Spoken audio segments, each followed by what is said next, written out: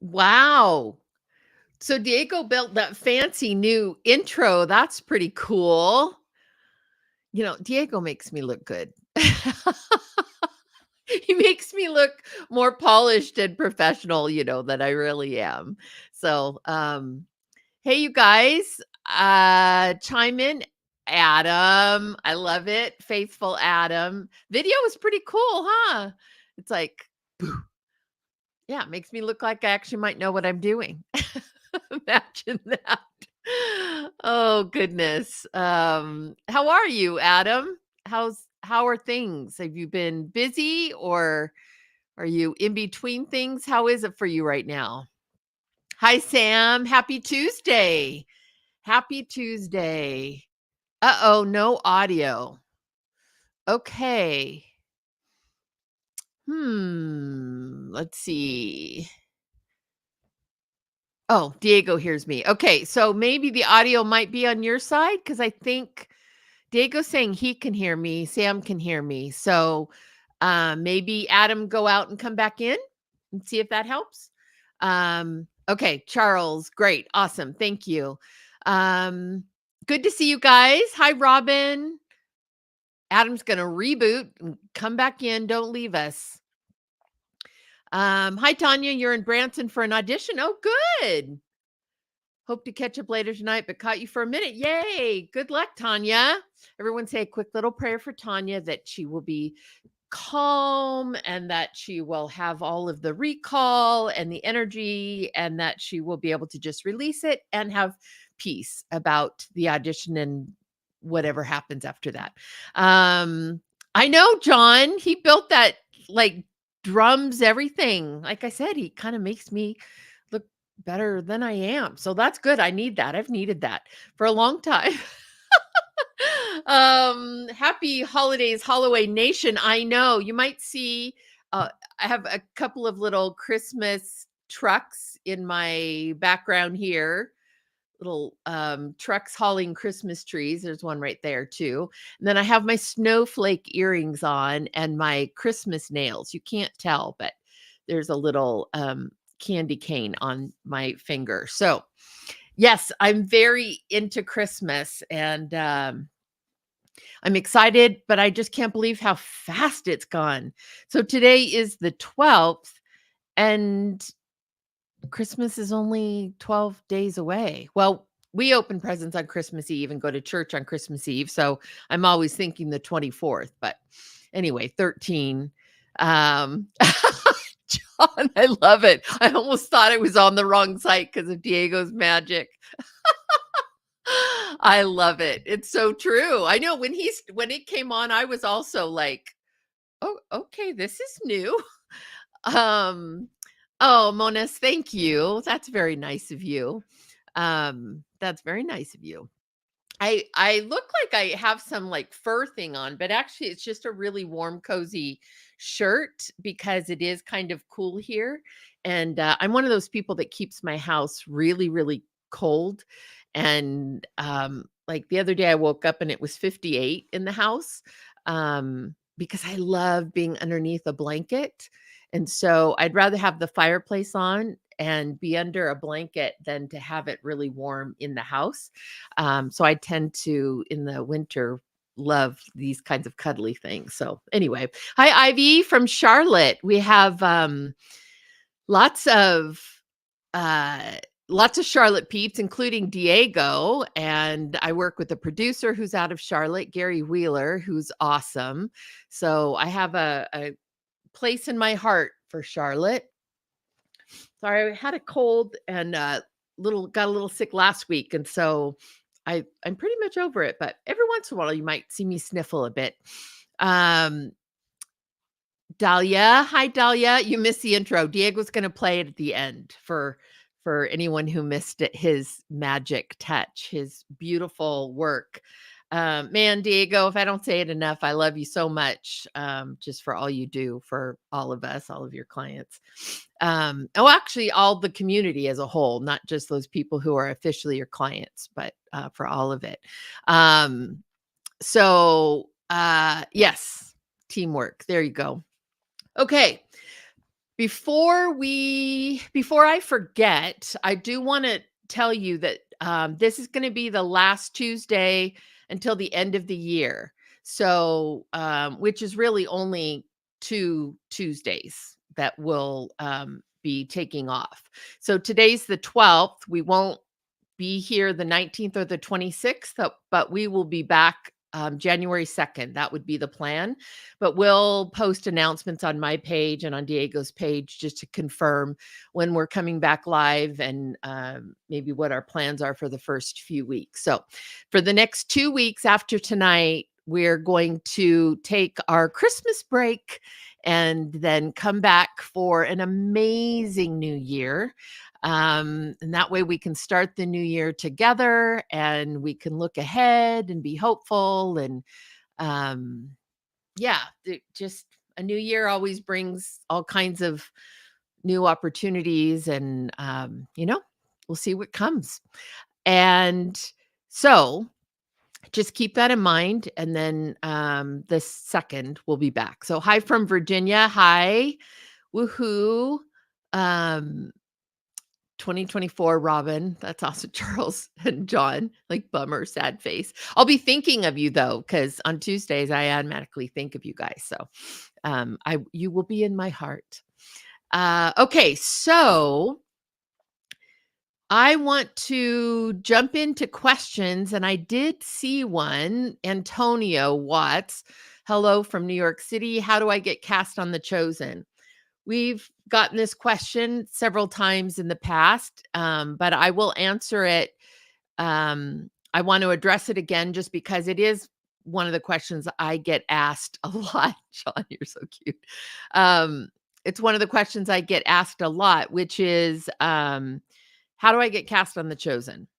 So the question really is, how do I audition for The Chosen? Because there is no rules or formula for getting cast on The Chosen, but as far as auditions, so season 5 is what they'll be starting to shoot in April. And that means casting will likely start the beginning of the year. I would say maybe towards the end of January, middle to end of January, it would start casting.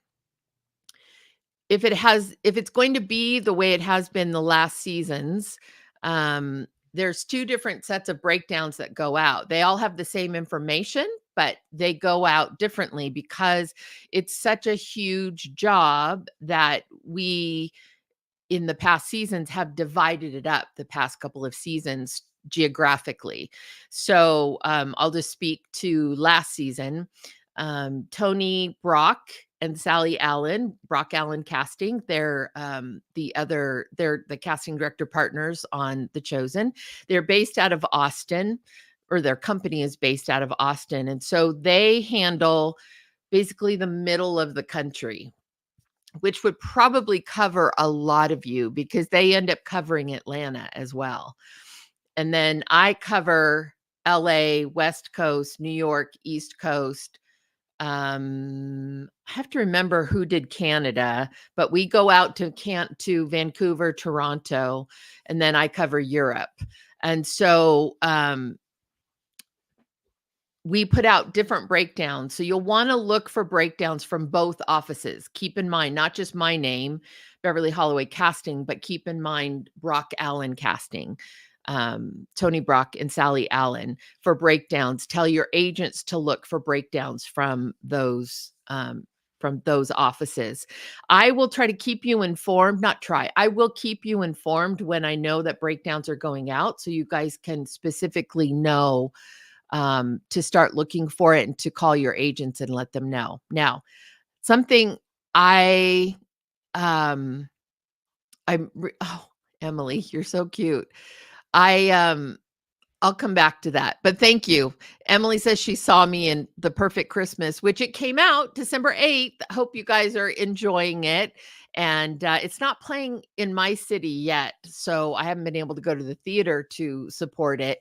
But wonderful people behind that movie and great hearts, and it was a very enjoyable set to be on. And did a little on-camera thing and from what I can see, made funny faces. So, I guess if you need someone to make funny faces and over the top reactions, I'm your girl. Anyway, the thank you, Emily. So I'll let you know when the breakdowns will be going out and when casting is officially starting. That way you can tell your agents to be on the lookout, and you yourself, if you're representing yourself currently, then you can be looking out for it as well. And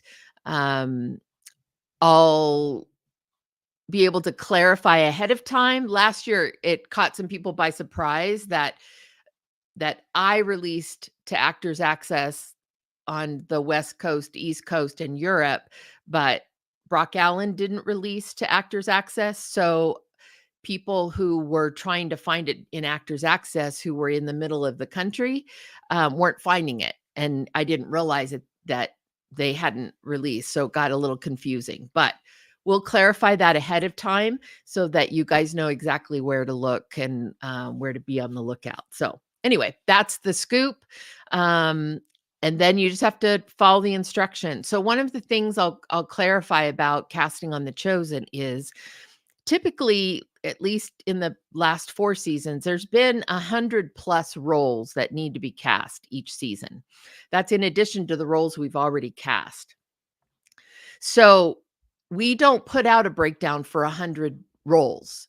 We put out a breakdown. Dallas prefers to have us put out a breakdown with maybe 10 roles and let those 10 roles be representative of the full 100 that we need to cast.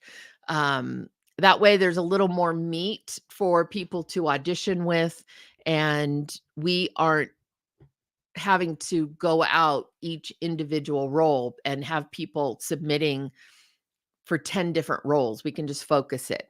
And so if you don't see a role that you fit in the breakdown, then that probably means that there aren't any in the season for you that you would fit. And of course, we're a very diverse show. Ethnicity is really important to us. So there aren't a lot of Caucasian roles, although we are moving into the period of the trial and the crucifixion, not necessarily this season, but we're working towards that. So with that come more Roman characters. So we may have more opportunities for a little bit more of non-ethnic Caucasian roles, male or female. I haven't seen season 5, so I don't yet know, but they are there just aren't a ton of roles for white people. So if you're white, just know that every season there's very, very few roles for white people, especially white females. But if you are someone who is diverse, has some ethnicity that fits into this world, then again, just look at the roles when they come out. Find the one that makes the most sense for you and use that. That is what you would audition for. Even if maybe you don't think like it's the perfect fit, but you do fit into the broader category, I would encourage you to audition because, like I said, we're casting the 100 roles from the 10 sets of sides that we start with initially. So, as we get closer, then I'll try to be as clear as I can for you and give you as much information so that you guys can find what you need, because I know that's something a lot of people are looking for. So, hi, Brooklyn. So, Emily, I'm glad that you said it's hilarious. I had a feeling that it could be because one, it was a fun script, and then the cast and the people who were involved are all really funny as well. And so I'm glad that came across on screen. That's great. Okay, John, I don't know if you have familiarity with Hallmark, but if you do, they do their production in Canada and they use a Canadian cast except for the A-list and leading actors. Where do you use Americans? Do you know if their future plans might include more Americans in their casting plans? They don't do everything in Canada. So, um, for the most part, I don't know for sure, but my understanding is that they have certain production companies that they work with, and they just continue to work with those same production companies because they know that those companies can bring things in under budget. They understand the Hallmark model, the Hallmark product, and they can just rely on them to just deliver what they need consistently. Now, some of those production companies are probably up in Canada, but I also know they do a fair amount of Hallmark stuff in Salt Lake City. Um, so it's not that everything is Canadian. Now, the strike didn't help very much because as an alternative, production entities went to Canada because of America SAG strike, so they could go to Canada and do Canada productions and cast and bypass the strike and still be able to put out content. The bummer of that is you kind of go up there and you're like, "Oh, this was pretty easy. Okay, well, we'll just keep going up there." I don't think long term, I think it'll balance out again, but I do think several productions shifted up to Canada for that reason through the period of the strike and probably through the end of the year, just because until they ratified it, there just wasn't absolute assurance that everything was going to go through. But so they aren't 100% Canadian. It is a mix of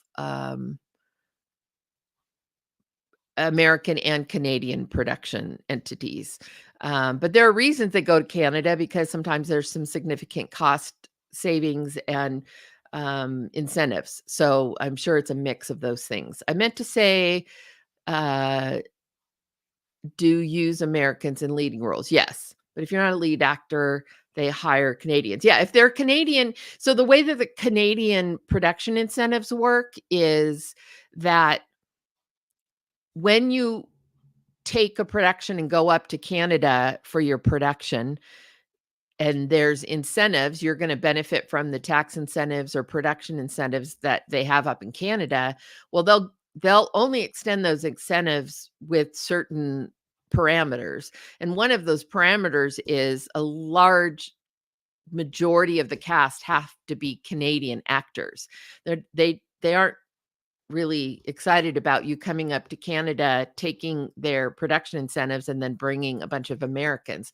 The whole point is to keep the Canadian actors working. Just like that's the reason we have, US incentives. So there are specific percentages that have to be covered by Canadian actors. And it's not just like a certain number of roles. It has to do with the total number of work days and the presence within the film. So it gets technical. I won't go into all of that, but that's why you see that. That's why they hire Canadians over Americans because they have to qualify for the incentives. Yes, there's usually one or two roles that they can bring from America, but there are also a good amount of Canadian actors who either work between Canada and America, and so they are familiar faces in both places. And obviously, those are the ideal for them because then they get their incentives. They're putting Canadian actors to work, but they still have some play in the American audience as well. So, so yeah, that's why they can only bring one or two roles over. And usually if they're going to bring someone from America, pay the money to travel them, house them, per diem, all those things, it's going to be because they bring something to the table with regards to an audience or familiarity or a recognizable face. They're not going to spend the money to bring Americans over who don't have anything to bring to the table as far as those things go. So, do you know of any upcoming projects that might have auditions for minors?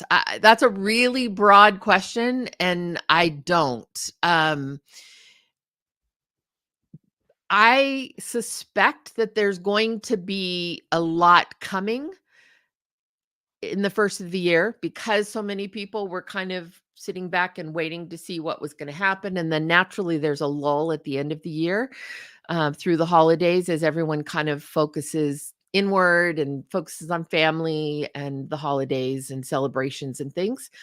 And then you kind of start the year off with a bang and jump right into work and things are buzzing. Typically, that's the way it's been most of the time. Um, so right now, you're probably feeling a lull, at least theatrically. Commercially, we talked last week, a lot of people are saying that they're really busy commercially right now, which is awesome. But theatrically, I don't know that there's a ton auditioning right now and for the next couple weeks. Um, but so as far as productions coming up, I don't know of any specific, although I would expect that there will be things starting up on in January and February.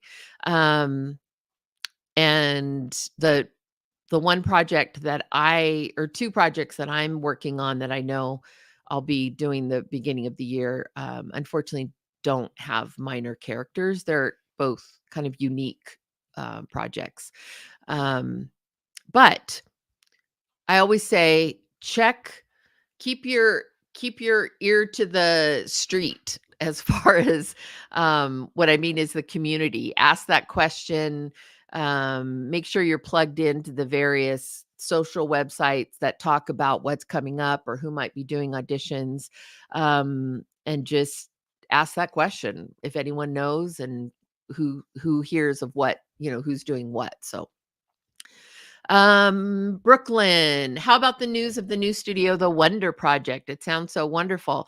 Yeah, so it's interesting because, prior it's been John and Andy Irwin, the Irwin brothers. They've up to this point done all their films together, although they've done their films together, but in the last several years, they've started to sort of take different um emphasis within the projects they were doing. Sometimes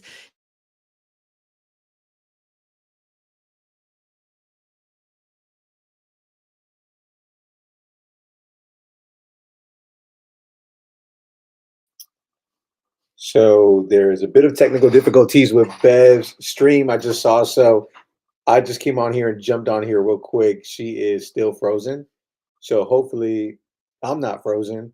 Hello to everybody that is tuning in right now. As soon as Bev comes back on, I'll make sure to bring her on. But she is currently frozen. so so I'm on. So what's up, Charles? Yeah, oops is pretty accurate right there. As soon as I saw the lag, I jumped on. What's up, Mona? Man, Mona, good to see you. Brooklyn, what's going on? Okay, I think I see Bev back. All right, here we go. Let me bring her back in. was I gone? I guess I was gone? I Yeah, don't know. Was I gone? you were frozen. You stayed frozen like I this. went, Yeah. was it in a really good pose that everyone could screen grab and then use against me at a later date?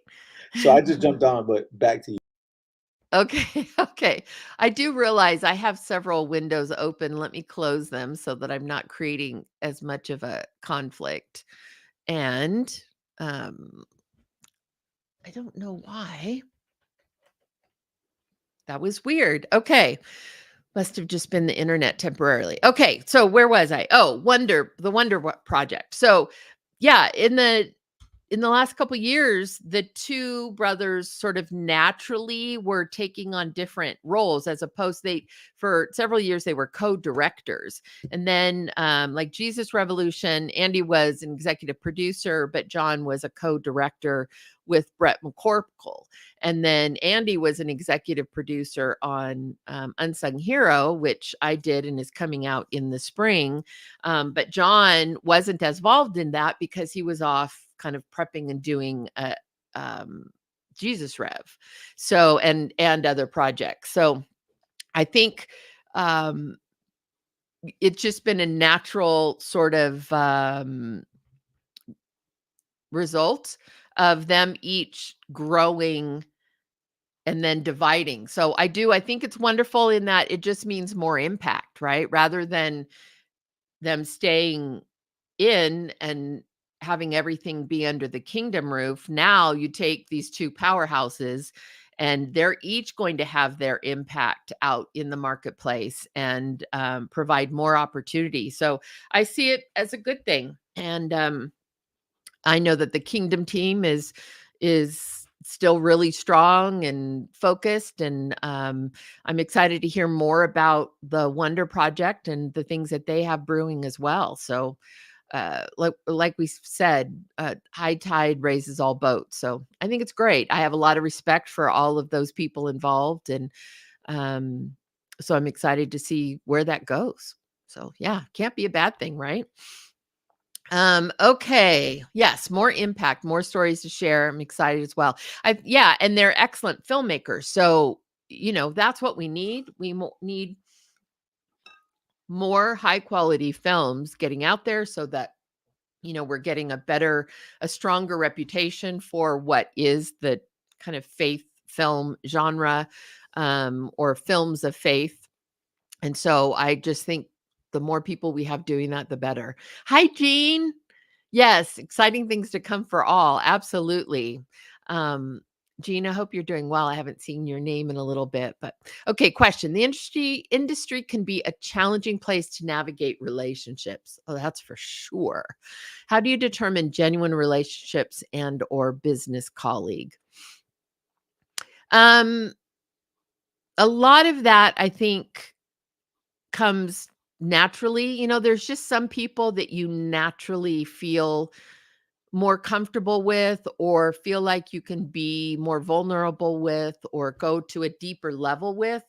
And that's something that just comes from getting to know people as friends and developing those friendships.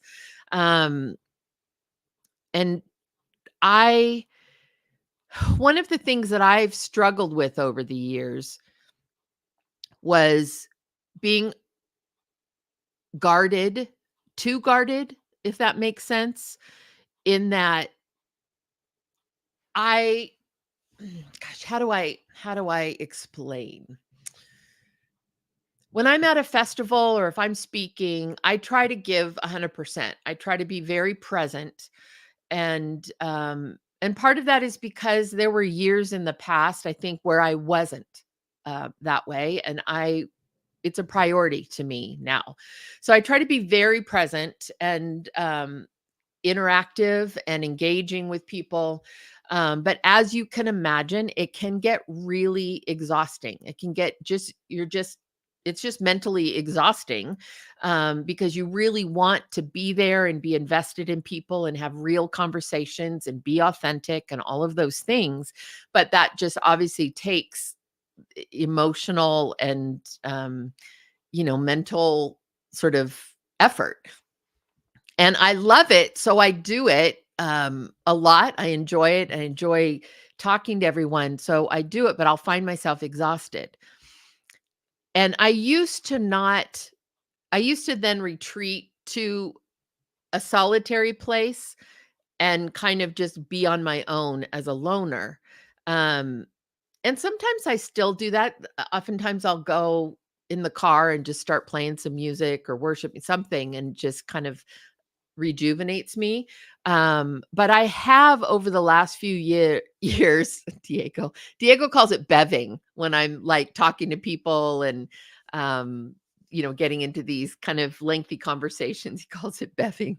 He'll call me up if we're supposed to meet or go to lunch or something, and he'll say, "Are you beving?" Like, yes, I'm beving. um, anyway, it I have over the last few years understood that I think what God really had in this community for me was people, a group of people who I actually could, in those times, retreat with and let my guard down and be vulnerable and just relax and enjoy the friendships that I didn't have to go off and be alone. And so I do believe that is the case. I think that the more that you get to know some people at some of these events or people in your community, in your network of people, there's just going to be those that you can safely be vulnerable and let your guard down and be yourself. And I think it's really important. I'll just speak from my own experience. It's much healthier for me now that I do have those people that I can be that way with versus before when I was either fully on or fully retreated. Um, I think that God really intends for us to have that community. So I think it's not always easy, but you do get a sense of those people that you could just be yourself with and who sometimes don't want anything from you. They just you just want to go and have a meal and laugh, you know. Um and we all need those people in our life. And we need to be that for other people in our circle, in our networks, in our community. Find those people that you can be that for them, so that they have that place that they can also just be themselves, fully themselves, vulnerable, genuine, don't have to have that sense of being on. You know, we're in an industry where we're performing and we're always like, who are you going to meet? So you feel like you need to be on and you need to be sharp and you need to be on your game and, ready to give your card to looking for opportunities. And that's all true and right and good. But we also need to have those moments and those times and those groups of people where we can just go deeper. We can pray for each other, we can be honest with each other when we're struggling, we can let our guard down, and we can, go hang at midnight with no makeup on and feel totally comfortable, that kind of thing. Yeah, Tina, just relax with no agenda. So, I would encourage you to find those people. I know for me it was hard. So if you're like me and I tended to be guarded because I felt like I always had to be on, um, finding those people has made a big difference for me. Um, so not only look for those people and, allow God to maybe sort of guide you to those people, but also be that person for others, that you have friendships with. So Brooklyn, I love this. Vulnerability used to scare me. I get it. Me too. Um, but through this acting career, God unlocked it for me and showed me I just need to show up and be me. It's so true. I really think that's one of the things. It's interesting because I think church in general,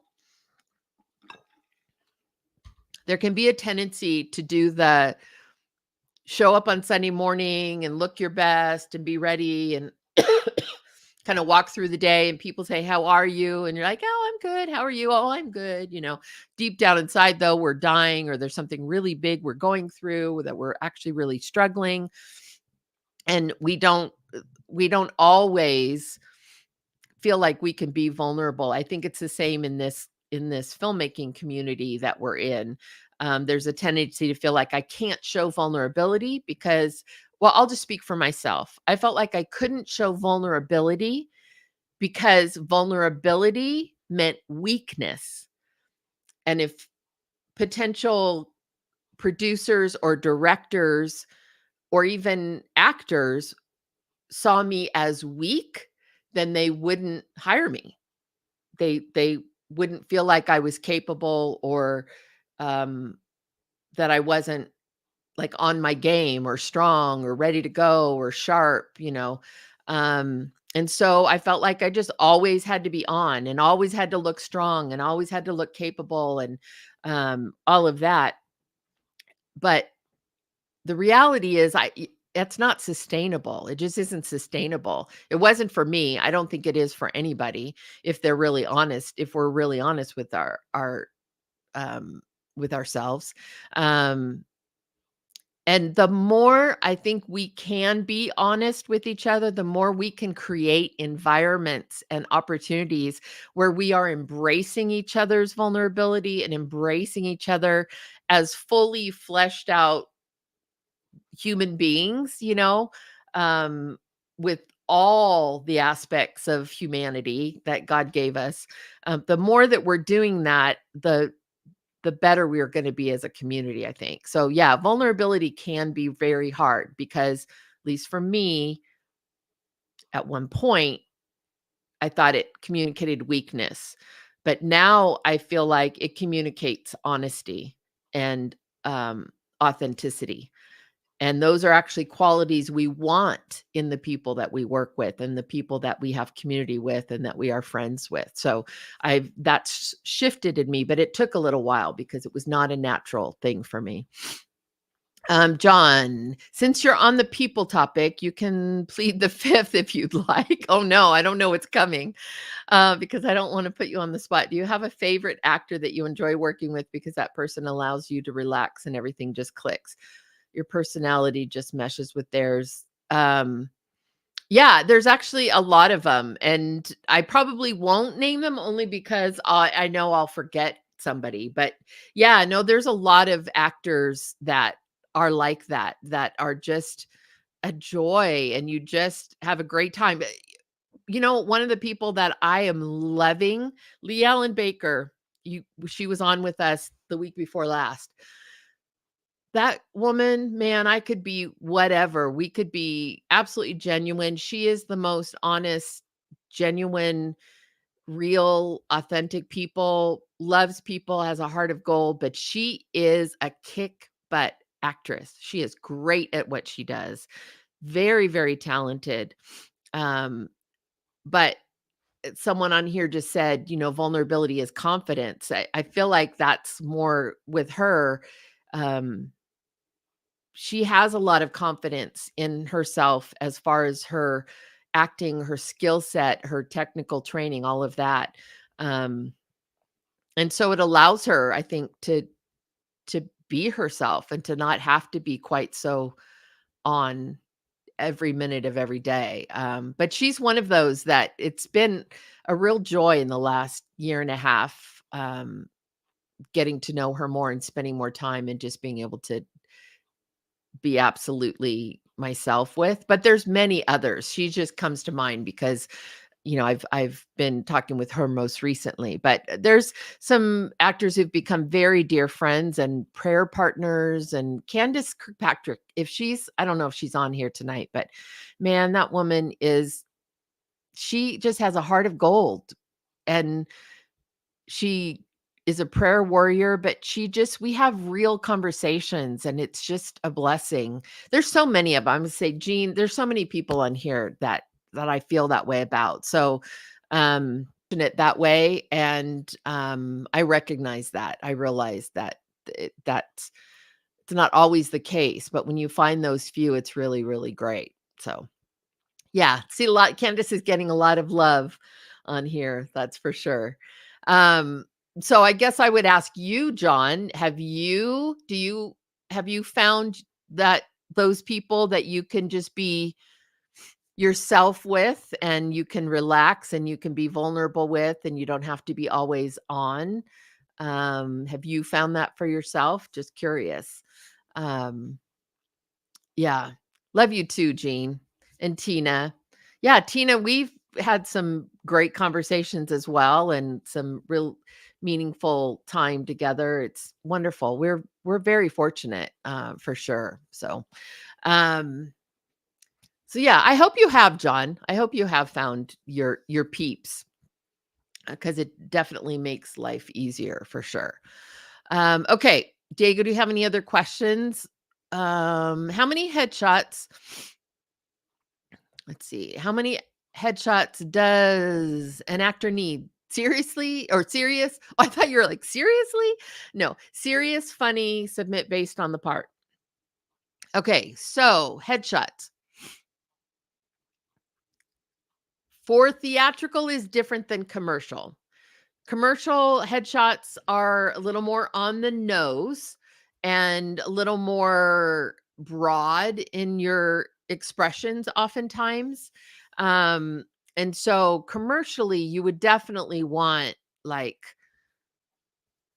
kind of those broad categories of soccer mom, um, wacky secretary, best friend, uh, medical professional or business professional, those kinds of broad categories. Um, you can do headshots that fit that, but theatrically, you don't do that. You don't want to get so category specific necessarily. You want to be more mindful of who you are as an actor and the kinds of roles you can authentically play and portray and not I, I've said this before. Um I don't need to see you in a lab coat with a stethoscope to know you can play a doctor. So all I would want to see is a headshot where you are a little more professional looking, but it doesn't even mean like a business suit. It just means a little more of a contemplative or serious or dramatic kind of a look, that you look like someone who could have that sort of authority, a doctor, a lawyer, a CEO, anything like that. So think in those broader terms theatrically. So I don't think you need a million headshots theatrically. Talk to your commercial agent, let them tell you what they need, but theatrically, I would say you probably want at least 2, maybe 3. Um, but I don't think you need a ton more beyond that, in my opinion. And you want something that is more lighter in nature. It doesn't have to be comedic, meaning you're doing something goofy or you're doing something funny or you'll have the wild glasses that says, "Hey, I'm funny, I'm comedic." No, but there's a lightness to it. A sense of I'm not dead serious all the time, just sort of a life, a smile, physically a lightness to it in the color of what you wear, in the lighting. And then dramatic, it's kind of the opposite. It's more contemplative, it's more intense, it's more thought provoking. Um, and really, those are kind of just the 2 categories. And yes, you would submit according to the part, but it really is a matter of, is the role a more intense, serious role or, um, intellectual, something like that? Or is it a lighter, like I said, soccer mom, that kind of a role? And you would submit the headshot that worked best for that. Um, but if all you can do is get one really great headshot that is kind of a general use, then do that. Just make sure it's really, really great. But I would say best would be 2, maybe 3. Now, Jean, you're on here somewhere. Jean, what would you say? So Jean's an agent. So I would ask her what she likes her client, how many headshots she likes her clients to have.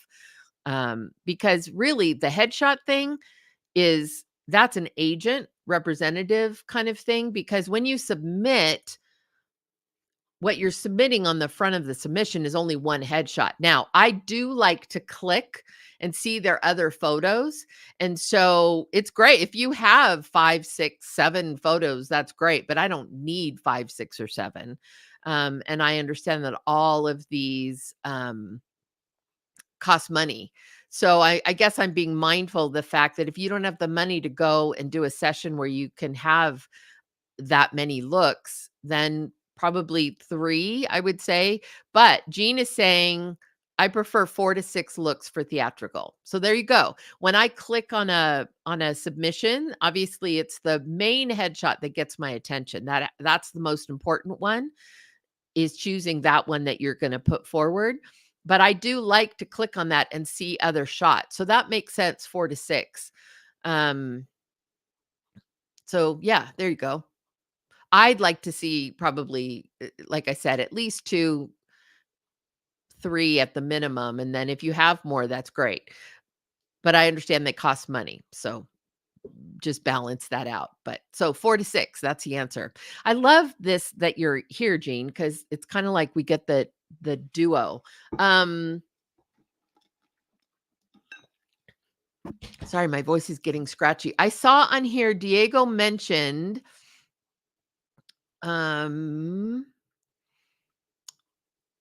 okay, so Diego said we have to set up a headshot episode for Let's Talk Tuesday. Diego and I talked about, and you guys tell us if you think this will be helpful, but like we do the monologue session and people sign up to do their monologue and I offer live feedback on the monologue and we're all a part of that as far as watching it and it being done live.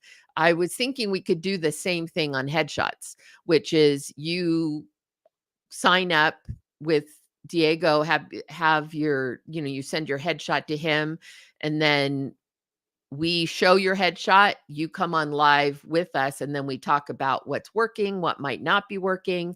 And we can talk about some specific headshots, which I think is always more helpful because rather than talking in theory, you can actually learn because we're talking specifics that will, in many cases, apply to you as well. It's the same thing with the monologue thing. That's why I think it's so helpful is you may not be the one doing the monologue, but many of the feedback, a lot of the feedback that I'm giving or, anybody who would be giving feedback is going to apply to you as well and be helpful to you. So there's value in being a part of that. So we were thinking we would do a headshot session like that.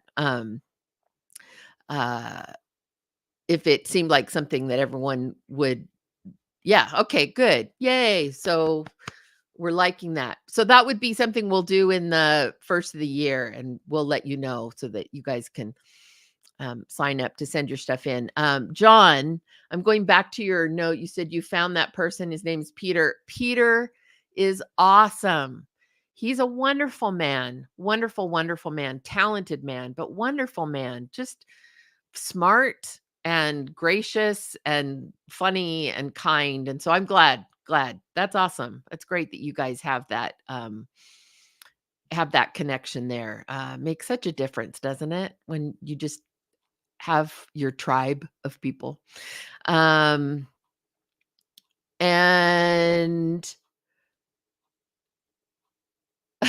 Dawn Overstreet. I'm late and last Friday I thought it was a Tuesday. I'm sorry, Dawn. You've had a rough time. Welcome to Tuesday. Okay, so let's see. I have to scroll down. Yeah, Peter. Oh, so Jean, you're repping Peter now too. That's awesome. He's very talented. He has a great look too. That's awesome. I'm glad to hear that. That's great. Okay, so we will definitely plan to do a headshot session in the new year. And then if you guys have ideas of other things that you would like to see on Tuesday that you would find helpful, let us know. Between Diego and I, let us know and we'll start to kind of plan those and get some things planned in advance so we know what's coming up. It would be helpful, you guys. I don't typically do this because I struggle with that whole idea of like selling yourself and pushing yourself and all of that. But it will help us if you guys will share these and put the word out. And send the link or talk about it on your socials so that we can get more eyes on these and more people involved. That would be great if you would do that. And I'll get better about mentioning that and providing tools for you guys to help get the word out as well. But that is something I should be doing, the whole like, subscribe, all those things. I'll get better. So we're all learning and growing, right? Brooklyn, that's very kind of you. Yes, thank you. I appreciate you sharing that out. That'll be wonderful. There we go. See, subscribe with the bell. That's Diego. I'm telling you, Diego's amazing. It's Thank you, Tina. That's great. And I want to not only because I want our group to grow, but more of a presence will also just allows us to do some more things with what we're doing on our Tuesday night. So, but no matter how big we would grow, this will always be our core family. This will always be our core Tuesday night family. The ones that where we started off. Yeah, Grace. Diego is showing off. I love it. Halloween Nation, baby. I love it. That's great. I'm excited for the spring too, because there's new festivals coming up that we'll be at, and we'll again try to find those times where we can maybe schedule our Halloween Nation Tuesday night. Let's Talk Tuesday community, group time where we hang just us or go grab a meal or just find a place where we can just talk amongst ourselves. Um, and continue to build our community with each other. So we'll keep working towards that as well. Diego, you know how I do. Absolutely. Beving. Hey, so I can't believe we're already towards the end. I feel like I don't know that I answered all your questions. Hopefully I did. But yeah, love you guys so much. I just wish you the merriest of Christmas. I hope that it's a meaningful season for you and that God meets you and touches you and speaks to you in a new way, in a fresh way this season.